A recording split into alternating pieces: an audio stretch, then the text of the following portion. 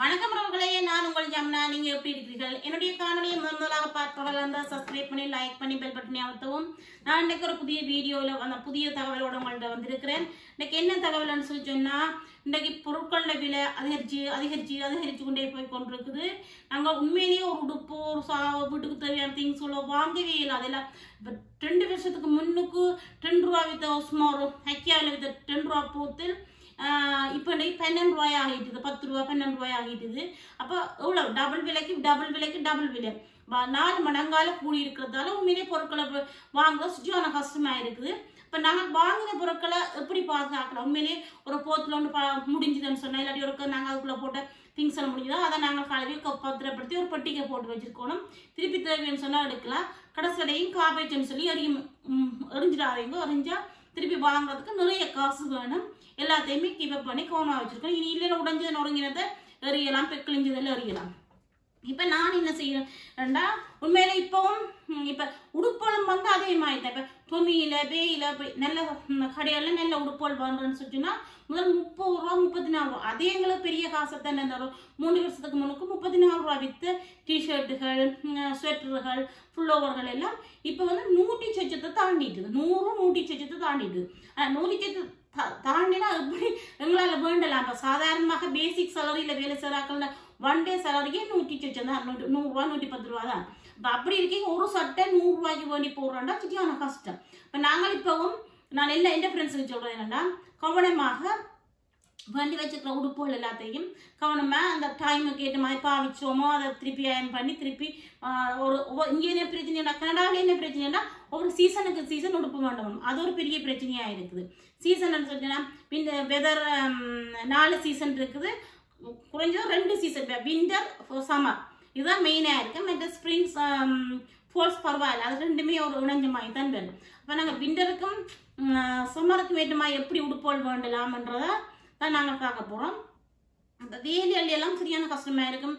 சில இடங்களில் சரியான குளிருக்கு 2 வேலை செய்யப்போ நான் வேலை செய்கிற இடமெல்லாம் எனக்கு உள்ளூர் குளிரண்டு இல்லையா, ஆனால் குளிர் வேறும் எனக்கு அவுட் சைட்லேருந்து குளிர் அந்த ஷிப்பிங் போட்டால வேறும். இப்போ எனக்கு ஃபுல்லாக நல்ல திக்கான ஸ்வெட்டர் போட்டு கொண்டு இருந்தால் தான் அதுக்குள்ளே நின்று பிடிக்கலாம், நின்று வேலை செய்யலாம். இல்லாட்டி உங்களுக்கு தெரியும் என் குளிர் நாட்டில் முதுகு வேலி இடுப்பு வேலி எல்லாம் நிறைய வருத்தங்களே டப்பு வேறும். இப்போ நான் அண்டைக்கு அப்போ இப்போ என்னன்னா, இப்போ எனக்கு இப்போ கொஞ்சம் காலமாக இருக்கிற பிரச்சனைன்னு சொன்னால், உண்மையிலேயே எந்த கடைக்குமே ஷாப்பிங் செய்ய நாங்கள் வெள்ளிக்கிறதே இல்லை. வெள்ளிக்கிட்டா ஸ்டியான காசு சாப்பாடு. இப்போ ஒரு ரெஸ்டாரண்ட்ல சும்மா வெளியில் சாப்பிட்டு வரோண்டாலும் நிறைய காசு. இப்போ முந்தி 8 ரூபா வித்த சாப்பாடு இப்போ 16 ரூபாய் ஆகியாச்சு. இப்போ 16 ரூபா இப்போ 3 பேர் 4 பேர் போய் சாப்பிட்றேன்னு சொன்னால் அதுலேயே 50 ரூபா போயிடுது.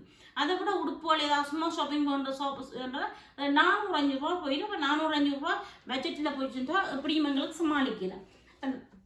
சில வேளையில் இங்கே கனடாவில் வந்து நல்ல சேல் போடுறது, நல்ல சேல்ன்னு சொல்லி சொன்னால் ஒவ்வொரு சீசனும் முடிக்கையும் சேல் போடுவேன். இந்த உடுப்போல சேல் போடணும்.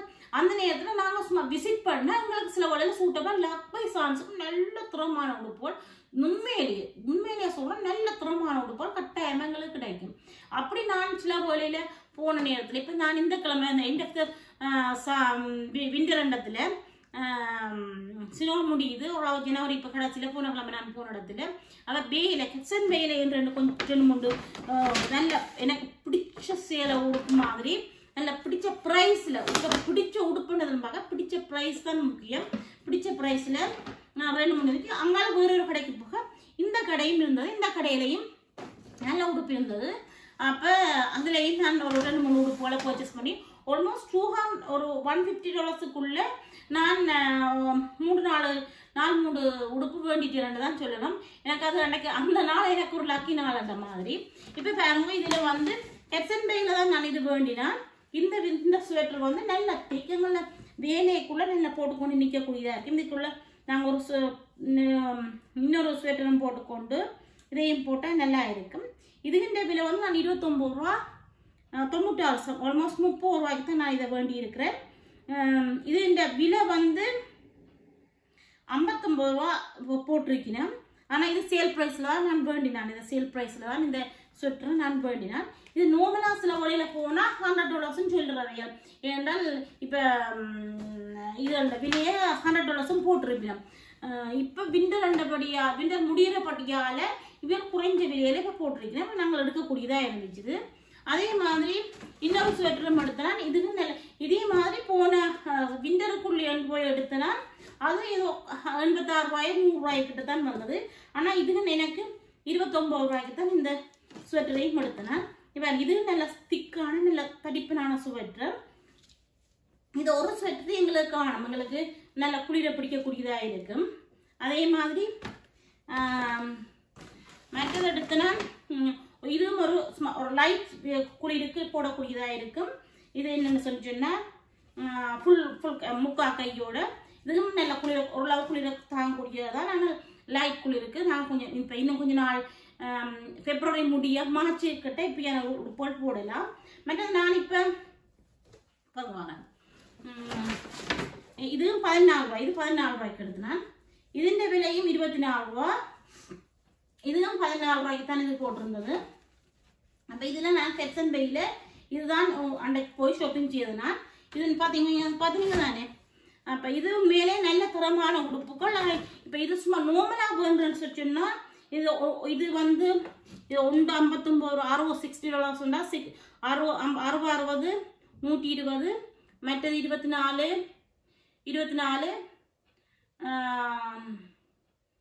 160 170 ரூபா. அப்போ இதுலேயே இருங்க எனக்கு 200 ரூபாய்க்கிட்ட எனக்கு போயிருக்கும். ஆனால் நான் எனக்கு குறைவாக தான் நான் வேண்டினான். 200 ரூபா முடிஞ்சிருக்கும் எனக்கு இந்த எப்சன் பேயில் மட்டும் வேண்டுறதுக்கு. மற்றது இந்த கடையில் வேண்டின உடுப்பு வந்து இதே பாருங்க, இதுவும் நல்ல ஸ்வெட்டர். இது நான் போட்டுட்டேன். இதில் 119 ரூபா விலை போட்டிருந்தது. நான் $30 தான் வேணால் 60% ஆஃப் ஆகிருந்தது. அதை விடவும் எங்களுக்கு அந்த பாயிண்ட்ஸ் கார்டு எடுத்தபடியாக 15% ஆஃப்னு சொல்லி ஆல்மோஸ்ட் 75% தான் எனக்கு இந்த ஸ்வெட்டர் தந்தீர்கள். அண்ட் அதே மாதிரி இதுவும் நல்ல ஸ்வெட்டர், நல்ல திக்கான ஸ்வெட்டர் பாருங்க, நல்ல திக், நல்ல குவாலிட்டி. நல்ல விசிட்டிங் பண்ணுறவங்களுக்கும் போடலாம், இல்லாட்டி ஒர்க் பண்ணலாம் எல்லாம் போடலாம், இல்லாட்டி வீரியலுக்கும் போட்டுக்கொண்டு போகலாம். நல்ல திக்காக நல்ல இது.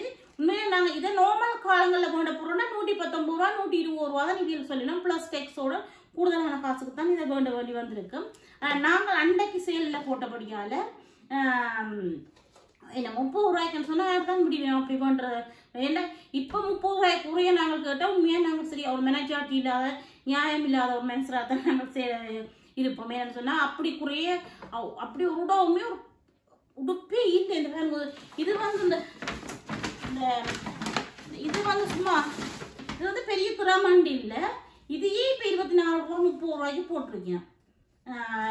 அப்படி இருக்கையும் நல்ல எப்படியான குவாலிட்டியான உடுப்போட நாங்கள் 30 ரூபாய்க்கு வேண்டுன்றது ஒரு பெஸ்ட் ப்ரைஸ், பெஸ்ட் டீலாக தான் இருந்தது.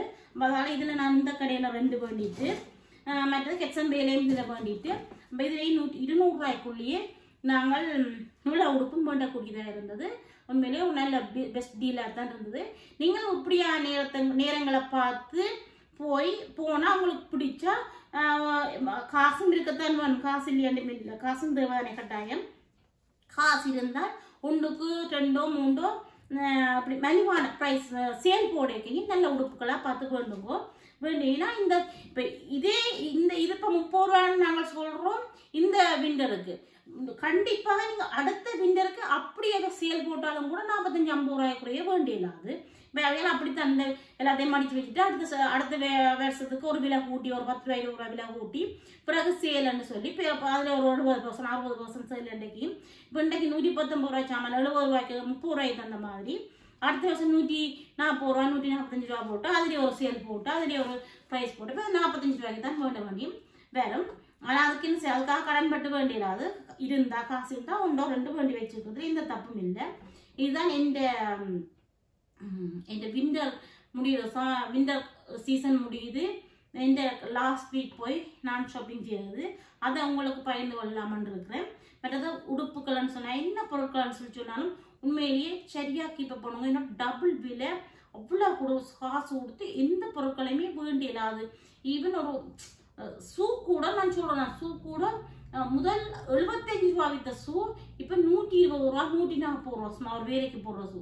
அப்போ நான் 75 ரூபாய்க்கு கேட்குமே என் ஃப்ரெண்ட்ஸுக்கு சொன்னால் 75 ரூபாய்க்கு கேட்குமே 2 வண்டி வைங்க 4 வண்டி வைங்கோ அப்புறம் பார்ப்போம்னு சொல்லி அப்படி இந்த கிடைச்சா எங்களை நிலைமை கேட்டு மாதிரி 1 2 எக்ஸ்ட்ரா வண்டி வச்சுட்டா எங்களுக்கு கண்டிப்பாக எங்களுக்கு பிற்கால கொஞ்சம் காலங்கள் என்ன இனி சைஸ் மாற போறது இல்லை என்று சொல்லிட்டோன்னா அது சின்ன பிள்ளைகளுக்கு வேண்டி வைக்கலாம் கண்டிப்பாக நான் எங்கள் பெரியாக்களுக்கு வேண்டி வைக்கலாம் அப்படி